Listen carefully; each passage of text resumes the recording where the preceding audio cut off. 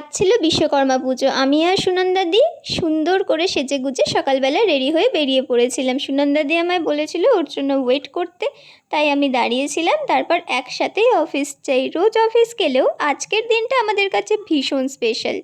আর এই ছিল আমার আজকের লুক। প্রথমে শাড়ি পরবো ভেবেছিলাম দুজনেই, কিন্তু বাইরের যা ওয়েদার, তো তাই কুর্তিতেই ফিক্সড হলাম। সুনন্দাদি লেন্স পরেছিল, ওকে ভীষণ মিষ্টি লাগছিল, সেটাই বলছিলাম।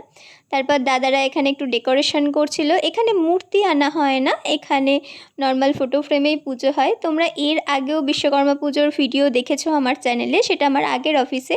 আর এই অফিসে এই বছর আমার প্রথম পুজো।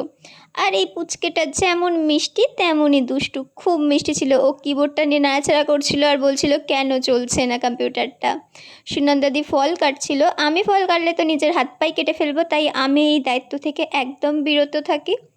তারপর পুজো হয়ে যাওয়ার পর আড্ডা মেরে আমাদের খাওয়া দাওয়া হয়ে যায়। তখন সুনন্দাদি বলে আমি তো ভিডিওই করিনি।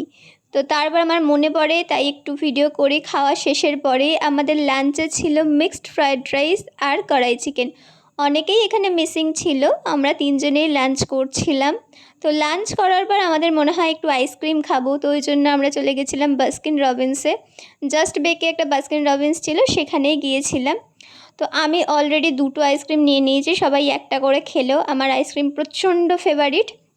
তারপরেও সুনন্দাদি একটা কর্নেটো নিয়েছিল, সেটা থেকেও আমি ভাগ বসিয়েছিলাম। তারপর আইসক্রিম খেয়ে আমরা চলে গেছিলাম বাড়ি। আর আমার এখানে ট্রেন লেট ছিল, 1 ঘন্টা পর ট্রেন ছিল, তোমাকে 1 ঘন্টা ওয়েট করতে হচ্ছিল।